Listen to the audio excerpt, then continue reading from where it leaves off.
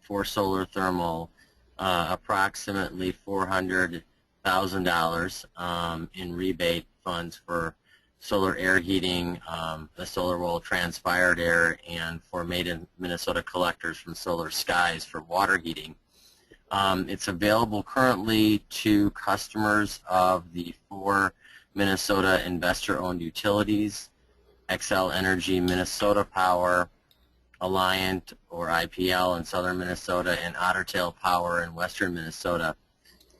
We are looking into the opportunity to expand the solar thermal statewide. However, that has not been officially approved yet. We will likely review what applications are coming in and make a determination whether to reopen applications in March. And at that time, we'll make also a determination whether to go statewide. If we don't use all the funds up, as was the case last year, there's a strong indication that we would open it up to all residents and business owners within the state of Minnesota. Okay, so there any questions? Okay. So first what we're going to do is, and we'll try, I know everyone's busy, so we'll try and go through the process. And many of you already have your username and password. For those that don't, we want to go through this process to make attaining your username and password simple. I know that some of this is overwhelming for many, and it is difficult to take the time to go through and submit these applications for potential clients. From a dealer coordinator perspective, I will tell you that it has never been easier to market and save money for others and sell solar air heat. The incentives are there, and the folks at the Department of Commerce have been very accommodating. And so if we can just get folks to get accustomed to this process, the submission of applications becomes rather easy. The first thing you're going to do to acquire your username and password, and any time that you want to check on updates and gather information on the rebate, you're going to log into the Department of Commerce website, Minnesota Department of Commerce website. I can type in Minnesota Department of Commerce, and it's going to populate the address bar. The address here is above minnesota.gov/commerce. As you can see, once you've gotten to this page, we then go to the Energy tab. I have to move my screen here, folks, pardon me. And you will see that all of these headers pop up. Down here at the bottom right is the Maiden, Minnesota initiative. If you click on that, this is the page that is dedicated to the Maiden, Minnesota incentive program. Information, updates, and so on are all on this page. If you have questions, I recommend first going to this page and looking for updates and information. To acquire your Just one thing. Yes. Just one thing real quick, Ryan, since we're on the bottom there. What we do in order to keep people informed about new modules or solar collectors that are coming online, or when we set incentive amounts, that kind of thing, we email out email alerts to folks who have signed up. So if you go down to the bottom of that page, Ryan, and show like where you're going to get the user ID. Yes. And you click on contact, there you go, that email newsletters and program alerts. Okay. Just click on there, enter your email, and then click next, and it will give you a range of different topics to click on. And one of them is Renewable News, and one of them is Made in Minnesota. We send out lots of interesting things on Renewable News, but we always send out Made in Minnesota updates to Renewable News and Made in Minnesota subscribers. So that's how you can stay on the updates and stay up to date on what's going on with the program. And there's always news, so it's a good idea to sign up for the updates. Yeah, we send out a regular Renewable News newsletter every couple of weeks. Okay, that's a good way to stay on top of it. Thank you, Kim. Okay, so if you need to apply for your username and password, it is on the same page here, okay, as the Maiden, Minnesota, and you just go to how to apply for incentives. For our dealers and our installers, they're asking that we submit the applications for our clients. We don't want homeowners submitting applications for the rebate. So it is the responsibility of the installer, the seller, and essentially in our case the dealer, to submit those applications. Once you get your username and password, you will be able to track all of your applications in one location. You simply click on the application request,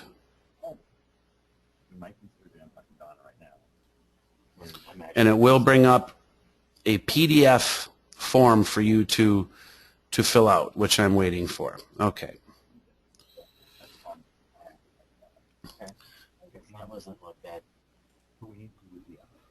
We're going to make that a little bit bigger. Okay, here we go.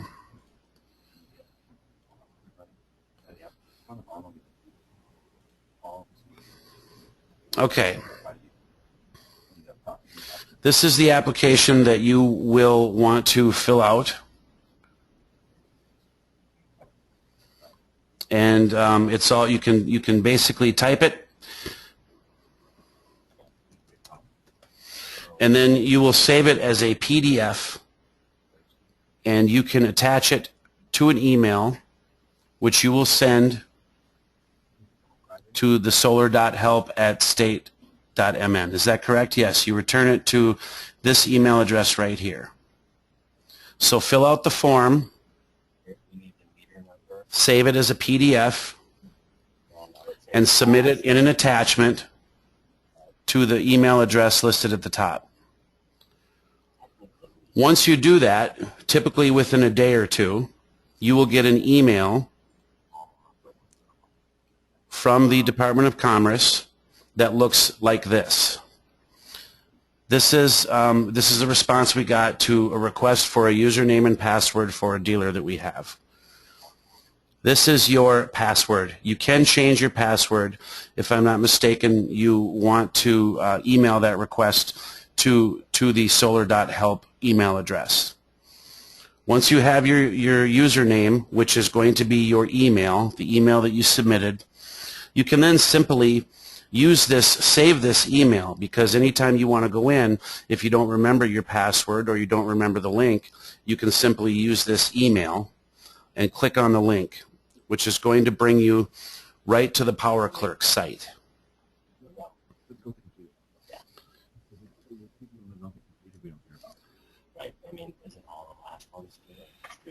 Of course, I have to copy this here so I can, and I just prefer to copy and paste. Okay.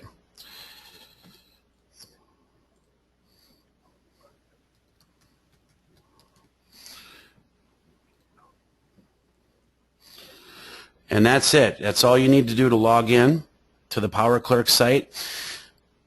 We have been working on a couple of applications. These two applications above were submitted and approved, and this client has already gotten their rebate check. In order to show you how this works, let's say you're in the middle of an application and you want to edit it. That's what this would represent. You can simply click Edit, and it will bring you into the application process. For new applications, you, of course, just click New Application, and we're going to choose our technology. So here we are with the Solar Thermal Rebate.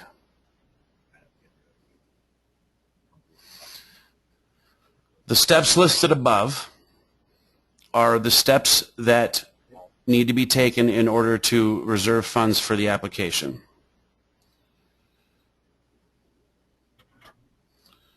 You still with me, Kim? Yes, sorry about that. No, that's okay.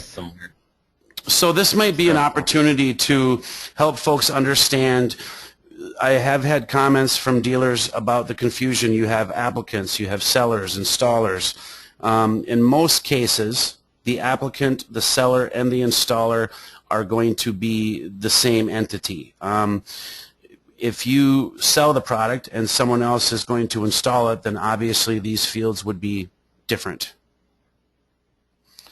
Yeah, I mean, in a lot of cases, as the solar industry grows, there's folks that just work on sales and business development, you know, and then there may be someone, for example, there's also a couple of folks out there that provide consulting services for installers and developers, and basically they fill out all the applications. So the applicant is the person who's actually completing the application.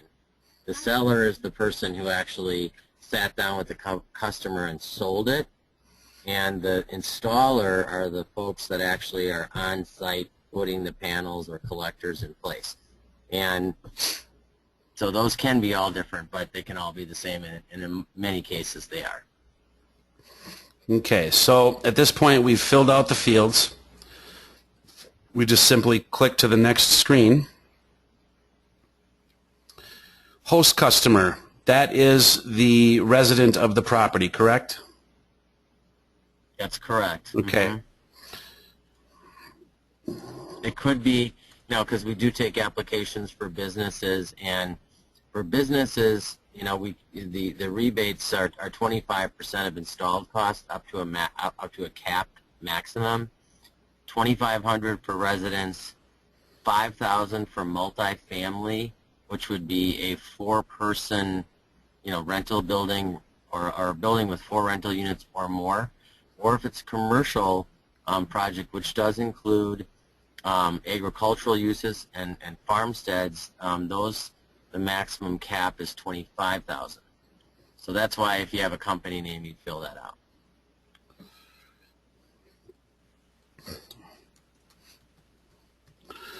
And the red asterisk indicates that field has to be filled out, correct? Correct. The red star means it must be filled in. Okay. This is all pertaining to the host customer. Correct. We need a phone number. Okay.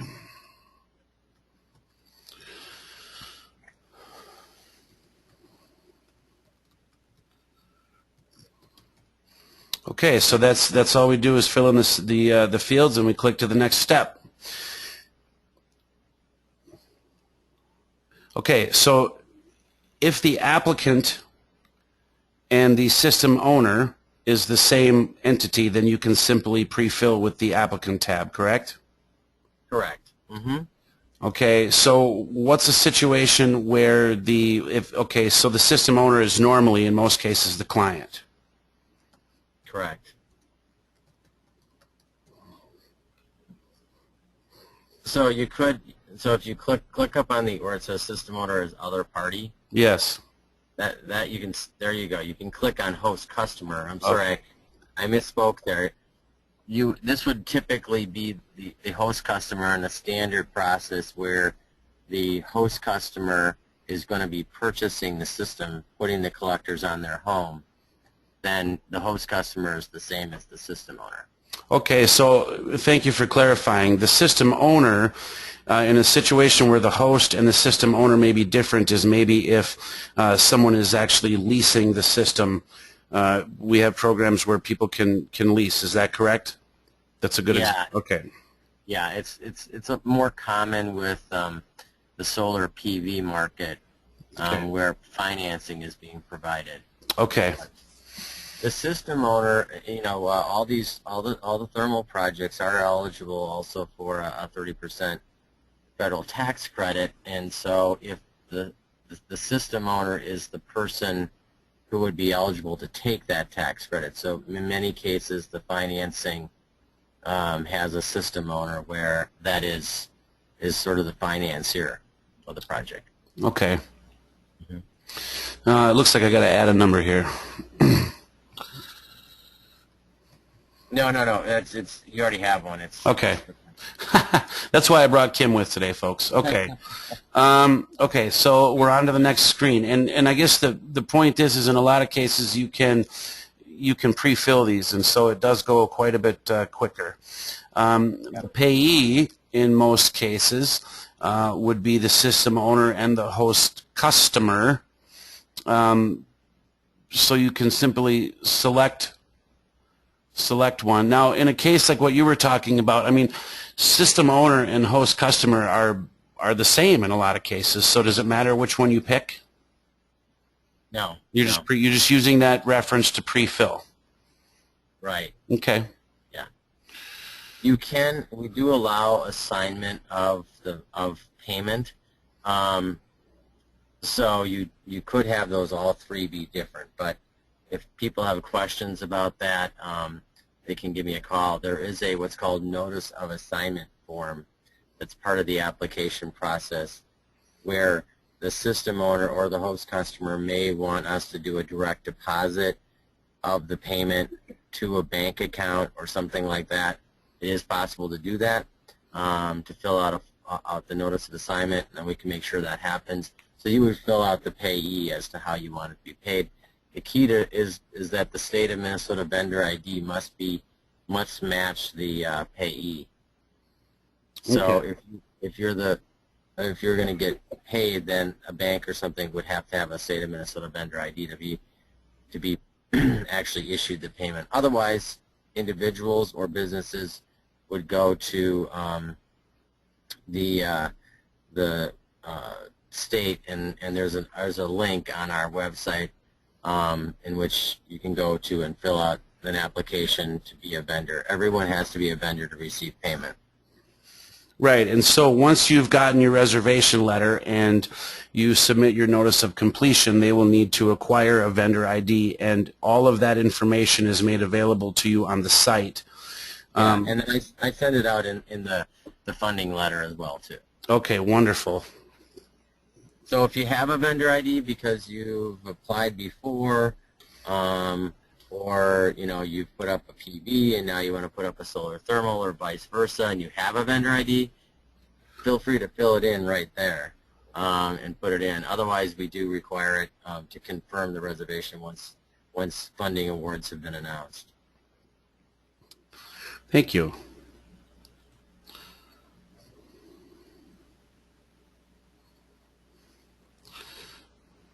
Okay. So this is the physical address of the site being applied for, correct? Yep. So that, again, if it's a standard type of development at a residence, you can just autofill with host customer. Okay. So in a situation for right now, until we hear otherwise, you'll want to choose one of the utilities that the job is taking place in, and right now, these four utilities are the ones that make you eligible for the Maiden, Minnesota rebate. If for some reason things would change, and it would go to a larger area, then they would click other. Is that correct? That's correct. Okay. The easiest way to get a customer account number for that utility and the meter number is to get a copy of your bill. It's all on the bill. Should I check one of the four utilities or click other? Does that change anything, Kim? No. You get any one of them. Mm-hmm. Okay.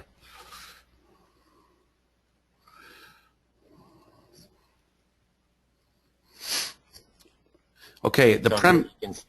I've prepped it to be available once I get formal approval of it. Yep. To go to another provider. Now, okay, and so that's in this box right down here. That's where they would enter.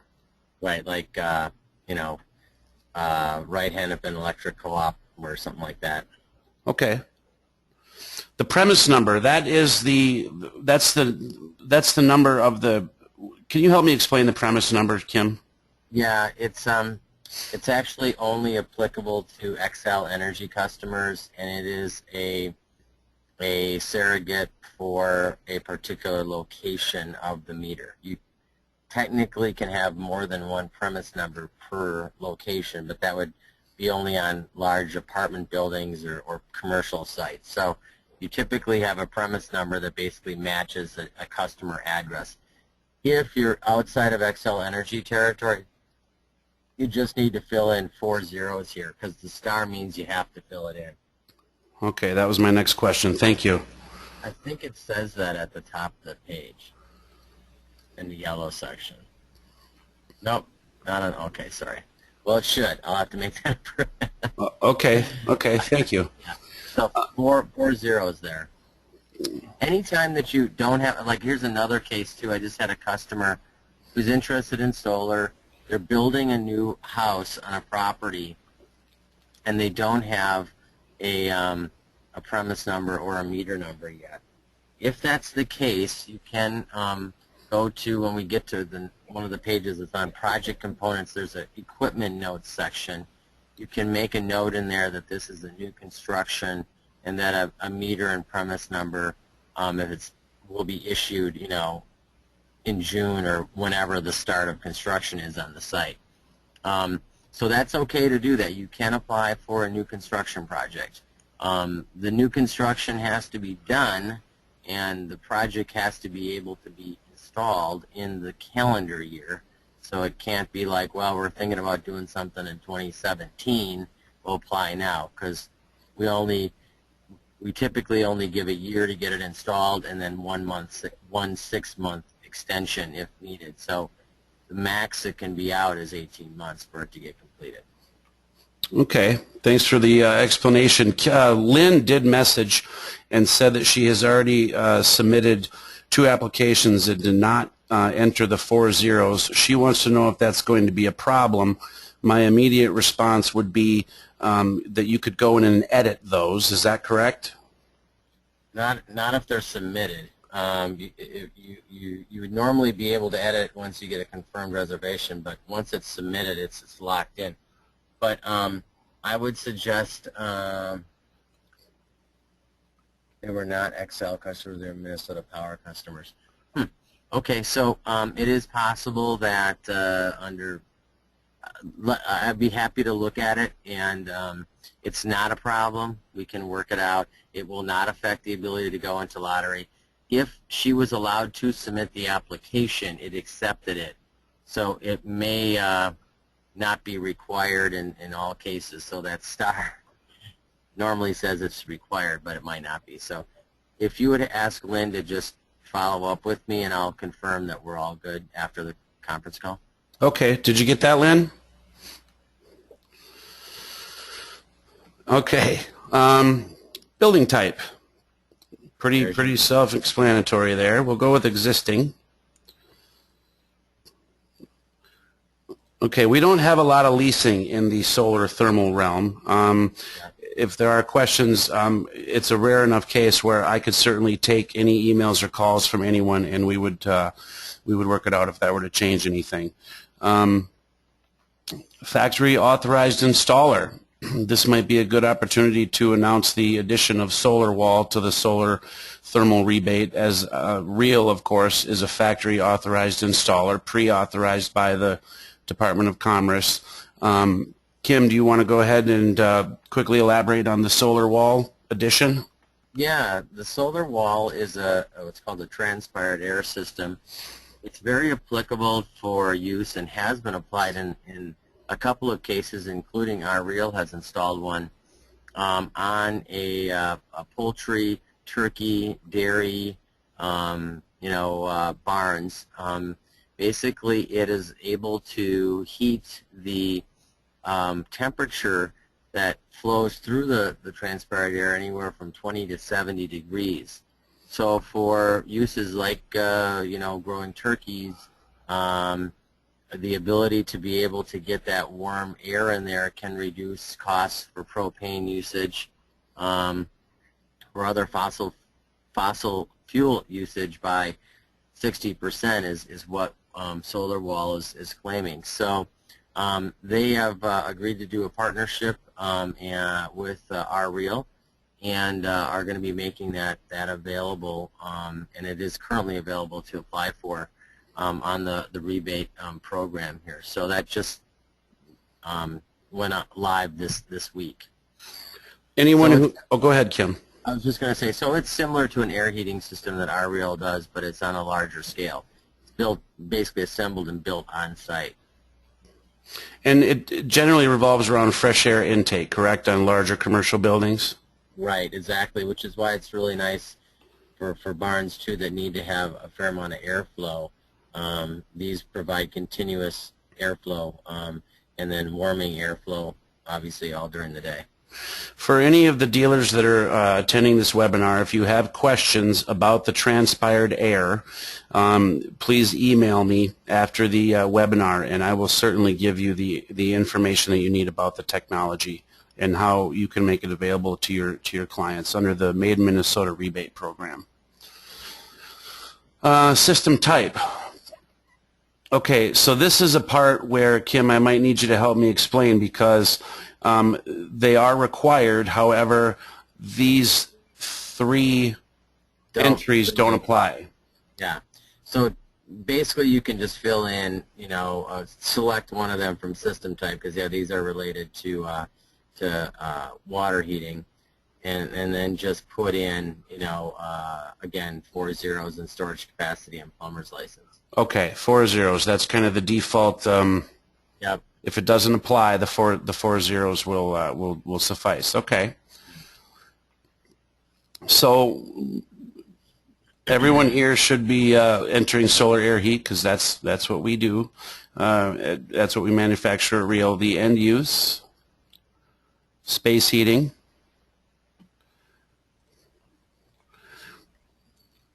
I don't think I've ever seen a case where a structural engineer is required to install solar air heat. Yeah, this again is somewhat repetitive from the PV side, so. Right. Just to answer the questions to the best of your knowledge and leave something in there. It doesn't affect your application. This is actually data that we just collect in order to see, for example, again, I'm mainly on PV, how much structural engineering is, what percentage of projects, for example, require structural engineering to complete. Not that many. It's very few, under 10% for sure. Okay. Most of you probably know about the 30% federal tax credit that you can claim with these systems. They simply, again, are just collecting data. It's not going to affect the process of your application. If you intend to claim it, check yes. If you don't, click no. Other would be, as everyone knows, the SPFs are recommended to be mounted vertically on the wall, so we would then click Other.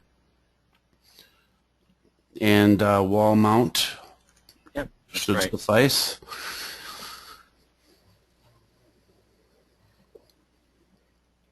And to the next page. Okay, so this is where we break down the quote. Now, one question that I had, Kim, is you're asking for a total cost of the collectors. What about balance of system parts? Is that to be broken down and added to all other costs? Are you looking for, how would you recommend filling out this section? Yeah, this is well, there's the section above it too where we can choose the various collectors, but basically what we're going to ask for in collectors is what the installer's cost is for the collectors. Again, if water tanks are not part of it, that's fine. Permitting fees, and then everything else goes into other. Okay. I was going to ask if you could explain these two tabs right here. Okay, so the solar collectors are really the ones in which, like, again, if we're talking about air heating, this is where you select the manufacturer and the number of collectors that you're going to be installing. So I want to click on that first? Yep. Okay.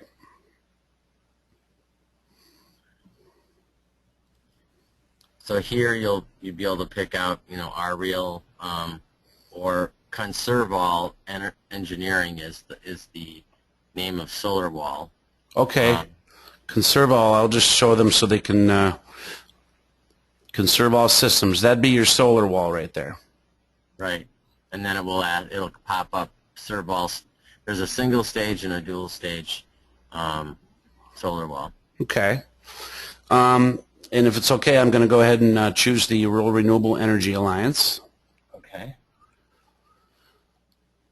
Okay, so We sell 3 different types of collector sizes, and so simply you just want to choose which collector you're going to be installing.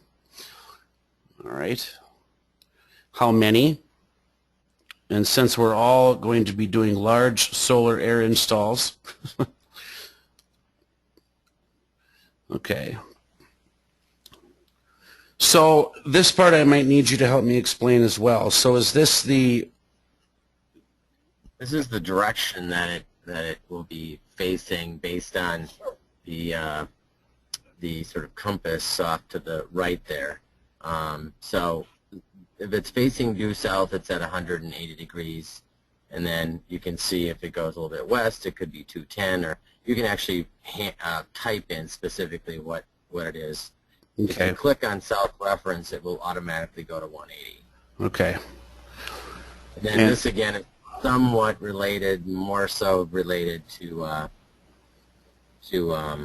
PV. So I apologize since they're kind of parallel programs. Okay. But that's what you would put on there as vertical if you are doing the installation on the side of the building. Yes.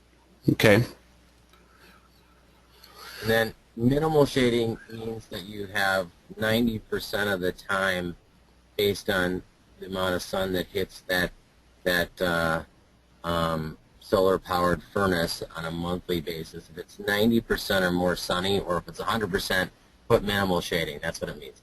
If it's monthly shading, this allows you to take the data from a solar pathfinder or similar type of situation and be able to enter the data exactly.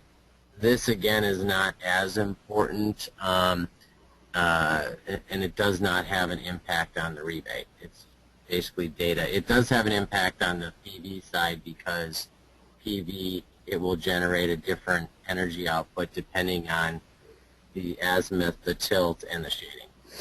Okay.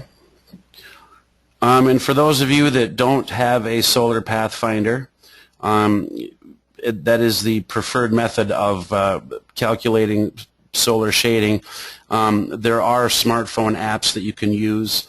I don't know, Kim, if this is a good time to kind of discuss how they can submit that. We're not near the PDF submittal phase yet, so I guess I'm kind of looking for some guidance on that, how they would go about submitting that. I don't know if we should wait. Sure. If you are in a situation where there is nothing that can shade the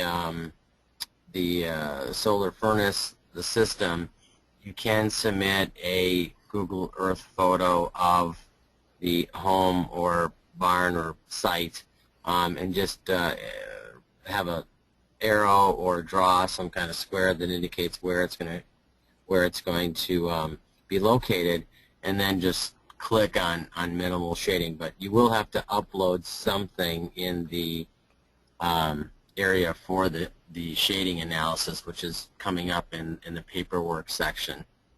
But that's an alternative. Ideally, you would have some kind of shading analysis done. However, I understand if you don't have that, we can work with you on it. And if it's zero, if there is no trees or another building adjacent, then and it's clear that it's not being shaded, you can use the Google Earth picture. So for collectors, we are going to only enter the system cost for the collectors. Balance of system will go down here, correct? Right. So this is really the cost the installer pays. So the total price all the way through, when you get down to total cost, so like profit, overhead, margin, whatever you want to call it, that would go in all other costs. We're just trying to get a handle on what the collectors or PV modules actually are costing and what installers are paying for them, and then what the labor and permitting fees are. There's a wide range on permitting fees. So one of the goals for the Commerce Department is to look at ways that we can streamline permitting and to lower permitting fees. Excellent. They range anywhere from 0 to, I mean, I've seen 0 and I've seen 4,000. So if for example, if an organization, if there's a permitting fee that's based on the total installation cost, that's something you should push back on, because the majority of municipalities or counties do not include the cost of the solar modules or collectors in determining what the installation cost is, and if the permit is based on a percentage of installation cost, that obviously can affect how large of permitting fees you have. So it's worthwhile to push back on that. We, typically speaking, are seeing now that they really only include the cost of the labor for installation in the permitting fees. So I have a question, actually. The calculated total cost is $6,700. I just pulled some numbers out, and down here it's only reflecting $5,500. Why is that? You have to click through that. Right now it's not registering that you're done filling 12. Okay, thank you. Okay, yep, I see. So, and then it will show you your estimated rebate over here to the right. Mm-hmm. Okay, so if it doesn't show a rebate, it will say that this is not eligible for a rebate. But if it is one of our, if it's one of the collectors that are listed in there, you shouldn't have a problem. But if you do, feel free to contact me. Or first of all, I guess go back up the manufacturer and make sure with that list of manufacturers, you know, if you get one line off, it may not be something that's certified as made in Minnesota, and therefore it will not show a rebate. So, but typically it'll automatically show the rebate, and if not, double check the name of the manufacturer. Okay, so this is the part where we submit the docs. It is very important that we submit them in PDF form. That is the only way that they'll be accepted, correct? Correct. And I don't know why my page is so huge, but okay, so I'm a little embarrassed to say that I don't know exactly how to browse. So we're just going to click the attach. Go to generate. Generate the application form, and that will show you. Thank you. Basically the summary of the application form, a summary of the application, and that will show, you know, the host customer and the installer and the system size and all that kind of stuff. So this is and we also need to have this form signed. Is that correct? Correct. Okay. There's two ways to do it. One, you can generate the form like we're doing, and then have this printed off, and then get signatures from each of the different folks you need to get signatures from. Now, if there's different, you know, system owners, host customers, pays, you might need a lot of signatures. If they're not, you're not going to need a lot of signatures because it'll all be consolidated. So if you kind of roll down, you can see the same folks are listed throughout. And are they signing this actual form, and where are they signing? Yeah, you have to just go down. Yeah, they do have to sign this actual form. Okay. Now, new this year is so you can see here, you've got host customer and applicant. If you want to just keep scrolling up, we can see all the rest of them that are in here. And is the digital signature applicable to this form? Yeah. Okay, great. So the other way to do it is you go to e-signatures, and then it will ask you to generate just to review that everything looks the same. In this case, we ended up having slightly different information entered here, so it looks like it's still generating. But anyway, it will automatically signature it, or just sign it multiple times as necessary. And go ahead. I'm sorry. So anyway, this is the way to do it if you want to get it, you know, signed in person. Okay. So if I want to use the e-signature, then I would choose that option and submit the email of each person that requires a signature, and it will prompt them in an email to sign. Is that correct? Yes. Yeah. So It should already be in the system automatically, so if you click on that, it may not ask you to generate it because you already have. It didn't. So if you haven't generated the application, it will ask you to generate it first. Okay. After you click e-sign, you need to just review the information is correct, and you have to just click on verify, and then it will send the document out. Okay. So you see it says the document will come out. What will happen is that as the signatures come back in, it will once all the signatures are done, it will upload the document automatically. Well, I can tell you from experience that will help a lot of the chasing around to gather signatures, so that's very useful. Yeah. Okay, so to attach the shading profile, which is something we talked about just a minute ago, those of you with a Solar Pathfinder, you would simply take a picture of the analysis in the Solar Pathfinder and attach that in a PDF form. Should I be grabbing an example, Kim, or can we move on without? Can we go through these without actually attaching them? Yeah, you won't be able to submit anything, I guess, which is fine. But right. But yes, you can go through to the next page. Okay. Now we do require a before photo, and also a site plan. Now, Ryan, I think you had kind of a generic site plan already on one of your other tabs from the application guidelines. Basically, this gives us an overview of it gives us an overview of the site and the location of the panel, or I'm sorry, the collectors, and where they're going to be at. Okay, and actually you're speaking to the site plan that you sent me, correct? No, it was in that application guideline, so I think it's on one of your 4 tabs on the top there. Oh, great. Yeah, it was in the somewhere in here. Oh yeah, there you go. You can just click on that and it'll pop it up. Thank you, everyone, for your patience. Please return your trade tables to their original position. Okay, here we go.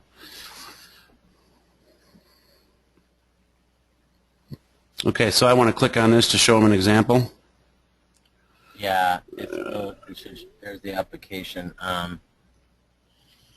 Oh, it's around page 18 or so. Okay. Basically, it's just a sketch of the I think this is right here. Right. So this is an example. You would put in the name of the customer.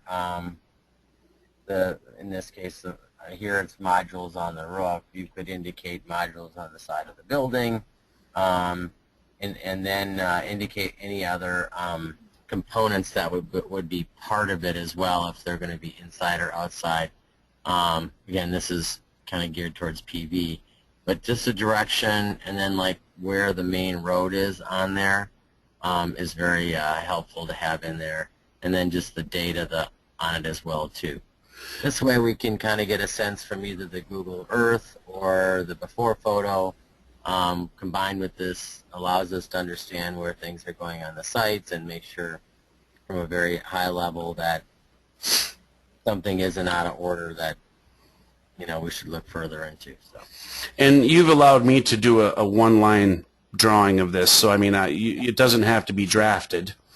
Right. I mean, you can simply take, as long as it's legible, you can draw in the road. The north, the south compass would be useful, and then you do want one-line drawings of approximate ducting layout and SPF location. Is that correct?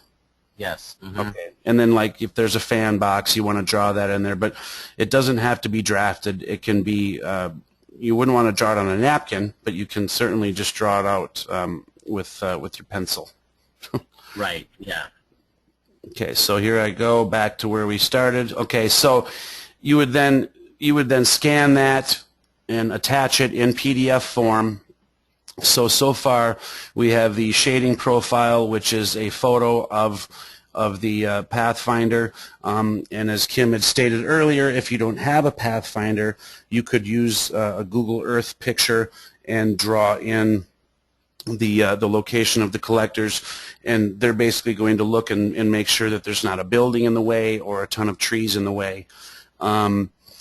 We have had situations where we have submitted an application and there are trees, and we've been allowed to indicate that the trees were going to be cut down. Is that something that we would want to show when we submit our completion?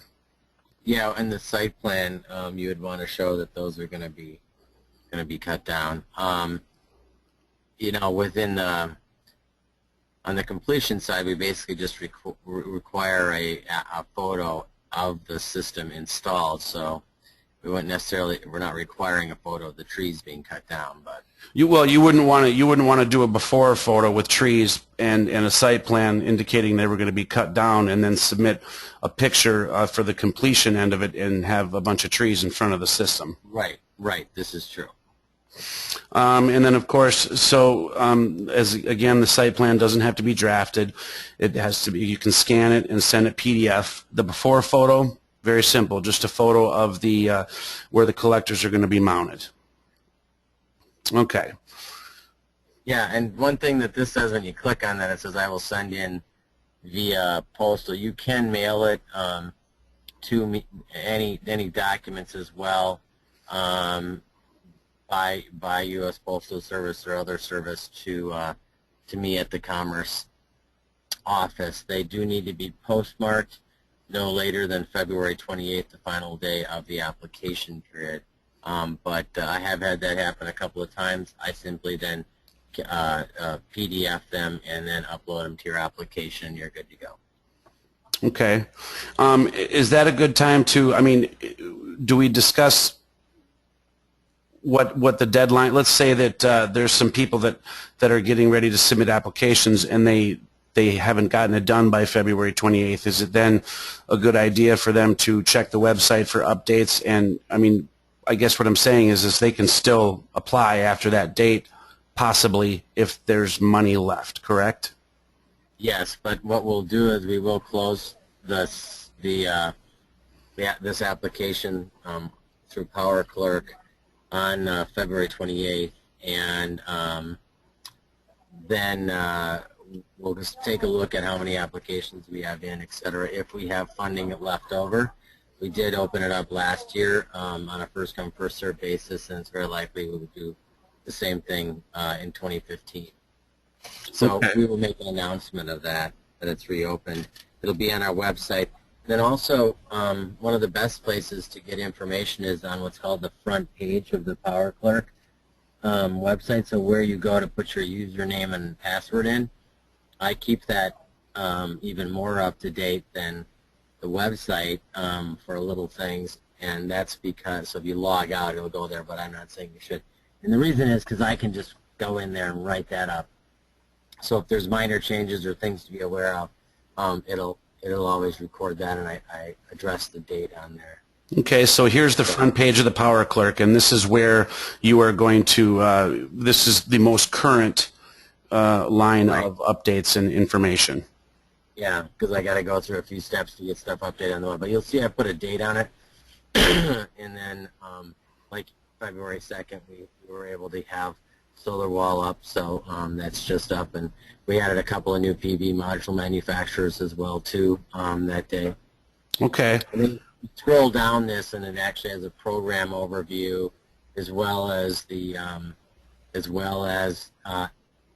access to the username and ID application, and the website link and that kind of thing. Just the general guidelines of the program is that overview. So. Okay, so the Power Clerk page is actually a good venue in addition to the Department of Commerce page, because you can update this a little more easily, so it tends to be a little more current. Correct. Exactly. Okay, excellent. So here we are at nearing the final stages, and this is where we make sure that the email addresses and names in the fields are correct. And to clarify for you folks, I submitted an application for tailor-made homes some time ago, and that is why the email is my email. Typically, it would be the email of each entity would have its appropriate email. So we're checking that to make sure that the signature request goes to the right location. Right. So here you would need to preview this. It's not going to quite let you go request the signatures because you have to have that email address. But okay, assuming you did, you'd preview it, and then you'd click that box in the lower left, and then the request signatures would then be highlighted, and you just push that, and it would email out to all the people that have to sign. Okay. And then there's instructions that come with that. It's pretty straightforward. You have to sign in. They send you another verification email, and then they allow you to go ahead and sign it. You can choose your script, or otherwise you basically just click on each area that you need to sign, and it signs your name. Now, one thing to keep in mind is that there's somewhat of inconsistency in recognizing signatures if your signature is significantly different than how your name is. So it's best to sign your name just as it's listed. Otherwise, some people, like if their name is, Stephen Smith, and then they sign their name Franklin S. Smith or something like that, it doesn't recognize that as the correct signature, and it will reject it. So just something I learned the hard way a few times, and others have so far this year. So we have had a couple of those kinds of things. And the digital signature is more for convenience. You certainly can print out the required documents and have them signed in person as well. Yeah. Okay, so we're going to go next. Okay. So let's see, how far along have we come here? We're right there. So had everything been completed and authorized and whatnot, then we could submit it, and then it's on its way to the Department of Commerce. Right. So what happens here is that if you're missing any information, the only thing we're missing here are the e-signatures. But if you're missing anything that is required, and there was a question earlier today about I submitted without premise numbers, it may have recognized that it's not required under Minnesota Power. I think I made that change, so it might not have, that's why it would allow it to go through.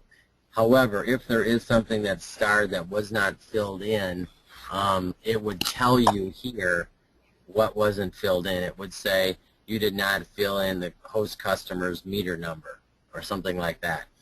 You'd go back to that page, fill in the number, you'd come back to here, and you can move with these different sections. You don't have to go next through each one. You can click on any one of them, and click on any of these. This will bring you to whatever page it's referencing that may be incomplete. You can simply just click on that header, and you're good to go. Okay. Yep. So and then once you get through here, we'll get to the end on that submit application.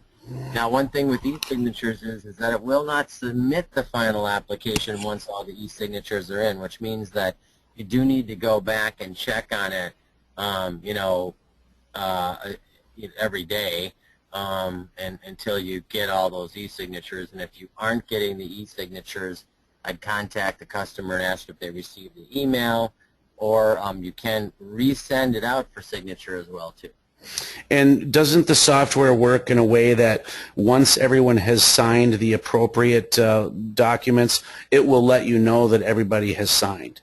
Yeah, the applicant will get an email saying it's all signed. Okay, wonderful. So that's pretty much the first stage, and I'm focusing mostly on the application stage because I feel that that's what we need to do. When you get your reservation letter and the job is completed, you then want to request, you want to send in a completion forms, which you guys will prompt them to do. Is that correct? Yeah, we go. If you still have up the guidelines, there's an overview of the timeline for things. And Okay. if you go down a little bit more here, it's after site plan. Okay. Keep going past the application. It's just a couple more down here. I can't see it, so I can't tell you what number it is. So you're gonna have to. It's right after. Notice of completion. Yeah, but there is. I was gonna say there's one other one on here. You might go one more page up because this gives the timelines of things. Is that what we're looking for? Yeah, just so I can. You have to. So, for example, you need to have the vendor ID and a executed installation agreement to confirm funding reservation by June 1st. This is still under notice of completion, so we got to go a little bit farther back again. Up? Yeah, up. Okay. October 31st is when you need. Okay, so it's right after this one. There we go. There we go. Okay, so here's the general overview. Applications through February 28th. Administrators, myself, and my team review all the applications in March. We then issue, we complete the lottery, and then awards are made by lottery ranking. We issue a letter either saying you have received a funding reservation or you are on the wait list. If projects fall off or are canceled off of the projects that are funding, we go down to the next one on the list. The June 1st is the deadline to submit and confirm your reservation. This basically makes your project real and locks in your funding. Between April and November, projects need to be installed. October 31st is now the deadline to request an extension if you cannot complete the project in the calendar year 2015. If you don't have a notice of completion, the project has to be completed by December, or I'm sorry, if you don't have an extension approval, then you need to complete the project and submit the paperwork by December 31st, or there's a risk of losing the incentive. This doesn't happen too often, but if after repeatedly receiving letters and notices, which we send out for all these stages, there is no response, then we do reserve the right to cancel a project. So it's good to respond. Okay. The installation agreement we did require as part of the application last year, but we are no longer requiring that. But we are requiring it to confirm the funding reservation, which means that you do need to have, the customer needs to have some skin in the game to make sure that we know this project is real. This last year we had a lot of projects cancel very late in the year after repeatedly kind of trying to figure out whether they were going to move forward or not. That's unfortunate because it doesn't give us enough time to award funding to another project which is on the wait list. So we're trying to get people to fish or cut bait by June 1st. Okay, well that's a big update then. So they don't need the letter of intent. Right. They just need a letter of notice of completion signed by the payee. No, they need an installation agreement. Okay. Between the installer and the customer, or the developer and the customer, to be submitted with the vendor ID no later than June 1st. And this actually takes place after the reservation letter has been sent out. Is that correct? Yes. Okay. Yes. Okay. Well, that's nice. 2 months to that you have funding waiting for you. We just got we agree. We got a number of concerns or complaints from folks that are just on a few down the list on the wait list, and unfortunately towards the end of the year once we get past December 31st, we don't go down the wait list anymore. The funding rolls over into the next year. So we could have probably funded a few more projects this year had we known that people weren't going to move forward with them, and there wasn't a way to know that unless they're willing to sign an executed installation agreement, which usually requires some money down, and there's a potential for financial penalty if you back out. You know, Right.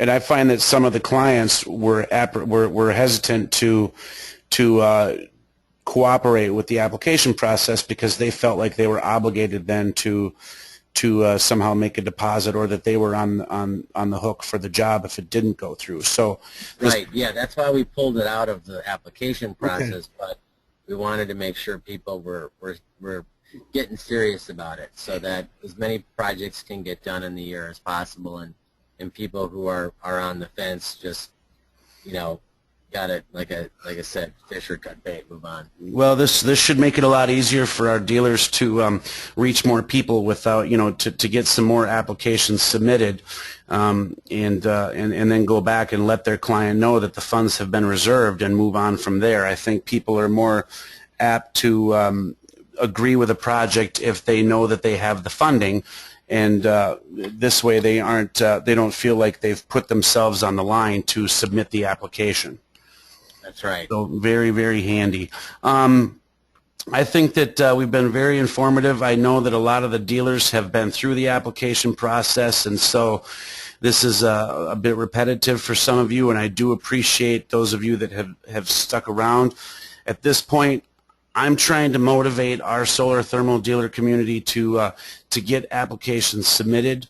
And Kim, I don't know if you have anything to add. I do appreciate you basically, what's the words I'm looking for? Basically clearing the air about where the Maiden, Minnesota rebate is going to go. And right now, clearly, it is in the 4 utilities. But I don't want our dealers to lose any enthusiasm over that, and to continue trying to generate some solar thermal clients out there. Yeah, and to stay tuned for an announcement in March as to whether we open it up or not. But you know, we do want to spend and invest all this funding that we do have. So we're hoping that if we did open it up statewide, we would be able to invest all that funding. So we'll see where it is, but stay tuned again on the front page, or we also will send out an announcement through the email newsletter, Renewable News, as well as if you've signed up for announcements from Maiden, Minnesota. Excellent. And just to clarify, you want to spend this money. You want to do whatever you can to spend the funding down. Yeah, I know it sounds kind of crazy, but that's and when we're providing a program like this, we are measured. Our program is measured in terms of, is all the funding expended? Are all the projects getting done? So success is spending the money. Well, and I think that a lot of programs like this, just for you folks out there, a lot of programs like this provide a certain amount of resistance, and you know, a lot of people are overwhelmed by the application process and taking time away from work to go generate leads and submit applications for those leads. And I can say with experience and that there's not a whole lot of there's a process for this incentive and this rebate, but there is not a lot of resistance. You guys seem to have a lot of flexibility, and you've been very good at helping people out with questions. I would ask the dealer community to field your questions to me first, but that does not mean that you can't email Kim. And what email address would you prefer to have questions sent to? Send them to solar.help@state.mn.us.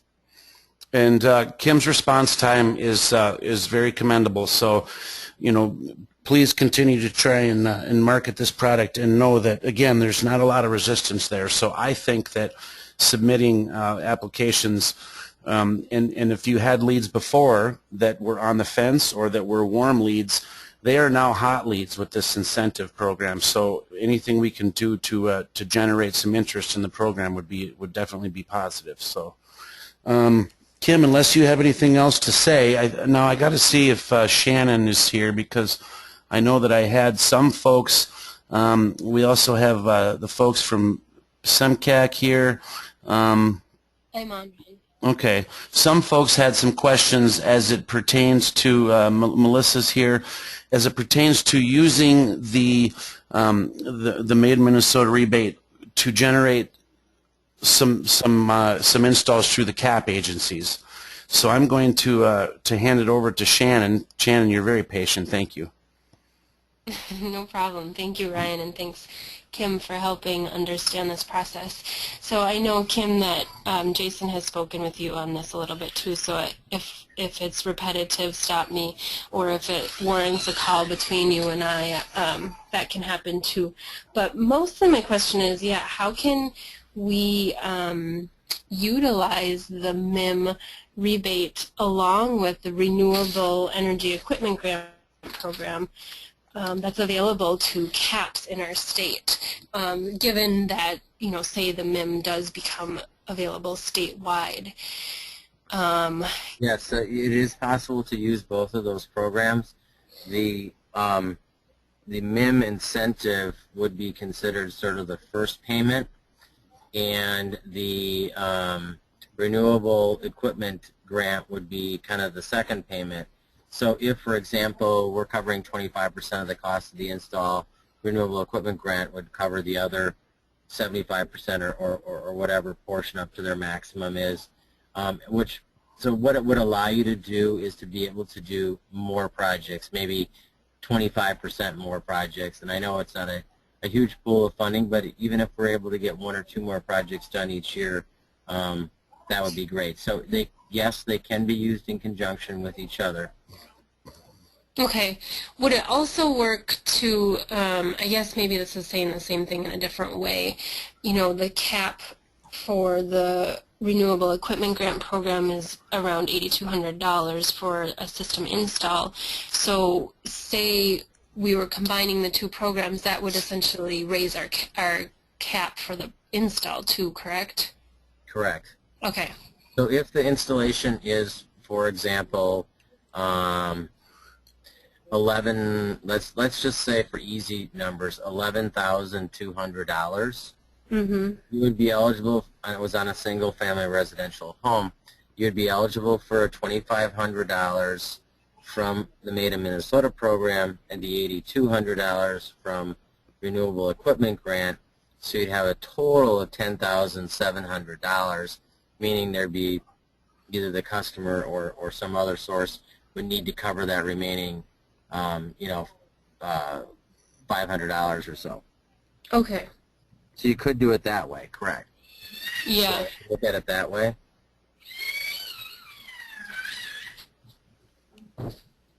Okay. That answers my question. Sure. Thank you. Well, I'm sorry I didn't let you. I should have let you butt in. I didn't realize it would be so quick, Shannon. I'm sorry.